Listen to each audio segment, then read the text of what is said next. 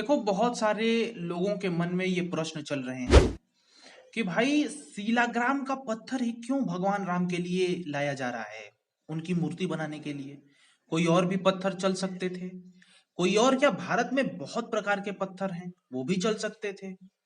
कुछ लोगों को एक स्टेप आगे पता होगा कि भैया सीलाग्राम पत्थर जो है वो थोड़ा पूजनीय होता है, मान्यता प्राप्त है। लेकिन ऐसा क्यों है ये नहीं पता होगा।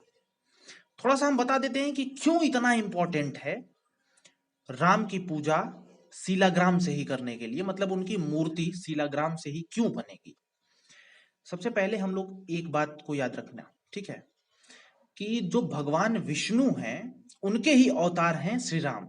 इतना तो पता ही होगा। अब हम लोग थोड़ा सा जाएंगे बहुत पीछे, जब मूर्तियों का पूजा नहीं होता था, पत्थरों से होता था, ठीक है, तब के युग में जाएंगे। अब ऐसा अभी हम लोग क्या जा सकते हैं, जो ग्रंथ में है वही हम बता रहे हैं। तो यहाँ पे हम लेते हैं श्रीमद् भगवत गीता, ठीक है। उसके 12वें अध्याय में आप जाओगे तो 5वें श्लोक में जब आप पढ़ोगे तो उसमें बताया गया है कि जब बहुत पुराना साल था, जब मूर्ति नहीं बनाई जाती थी, ठीक है, तो उस टाइम भगवान ब्रह्मा का भी पूजा होता था। तो वो शंख से किया जाता था।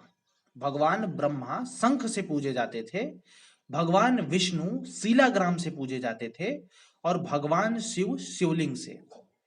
यानी उस टाइम सीलाग्राम का जो पत्थर पूजा जाता था, तो वो मान्यता थी कि ये, जैसे सीलाग्राम का पत्थर आपके पास है, आपने उसका पूजा करना स्टार्ट किया, तो माना जाता था कि वो भगवान विष्णु की पूजा हो रही है, ठीक है, सीलाग्राम का पत्थर से। अब जहां तक राम जी जो हैं वो विष्णु जी के है अवतार हैं, तो इसीलिए सीलाग्राम से राम जी की मूर्ति बनेगी। क्योंकि राम कहो या विष्णु कहो, बात एक ही है, ठीक है, एक ही अवतार है ना दोनों अपने में। ये बात है।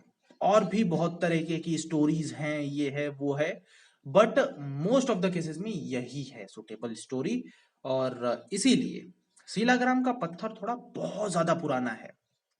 हालांकि सब पत्थर पुराने ही हैं, बट मान्यता है कि 6 करोड़ 5 करोड़ साल पुराना है इस शिलाग्राम का पत्थर। और ये मिलता भी नहीं है जल्दी। ये मिलता वहां है, ये नेपाल में एक रिवर है, ठीक है, गंडकी रिवर, ठीक है, तो वहां पे मिलता है ये जो पत्थर है। अब तो आप लोगों को शायद सब कुछ पता ही चल गया होगा, बहुत ही मतलब कम ही मिलता है ये पत्थर। तो अब आप लोग बताइए कि आप लोगों ने जानते थे, नहीं जानते थे, क्या जानते थे, क्या नहीं जानते थे। वैसे कमेंट में जय श्री राम जरूर लिख के जाइए, बिकॉज बन रहा है भाई। नमस्कार।